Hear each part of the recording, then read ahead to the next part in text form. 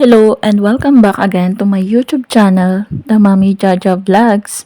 For today's video, magbabahagi ako ng pampaswerte sa pera. Kung kayo ay mahilig at panatiko sa mga ganitong usapin, panoorin lamang ang video na aking ibabahagi. At kung hindi naman, humanap lamang kayo ng video na gusto nyo. Maraming pamamaraan ng pampaswerte para makaakit ng swerte sa pera, makaakit ng mga blessings sa ating buhay, makaakit tayo ng kasaganahan at hindi na makaranas ng kahirapan at kamalasan. Mangangailangan lamang tayo dito ng isang barya o coins na kulay gold. Kaya pwede dito ang 5 na gold coins o kaya yung 25 na 25 na coins. At mangangailangan din tayo dito ng isang dahon ng laurel at mga cinnamon stick na kahit konti lang na cinnamon stick. Susulatan ang dahon ng laurel ng infinity sign. Alam naman natin ang simbolo ng infinity ay walang hanggan, tuloy-tuloy na daloy ng kaperahan, at ang coins ay susulatan ito ng Peho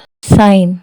Ang Peho sign ay simbolo ito ng prosperity and abundance. At saka ilalagay ang mga pinutol na cinnamon stick at babalutin ito ng puting tape. At ang tatlong sangkap na ito ang magsisilbing pampaswerte sa pera para magtuloy-tuloy ang daloy ng pera sa inyong buhay. Hindi na kayo mauubusan, hindi na kayo mawawalan. At parati kayong makakaakit ng mga positive energy na swerte at mga blessings. Ilalagay lamang ito sa inyong wallet at hayaan lang doon na mag-manifest. Magpatuloy pa rin sa pagkilos at pagtatrabaho. Hayaan lamang ang mga pampaswerte na inyong ginawa. Ang pampaswerteng ito ay magsisilbing money magnet para makaakit ng mga swerte sa pera. Tuloy-tuloy ang daloy ng kaperahan sa inyong buhay. Kung hindi nyo pa na susubukan ang ganitong pamamaraan, ay wag na kayong magpatumpik-tumpik pa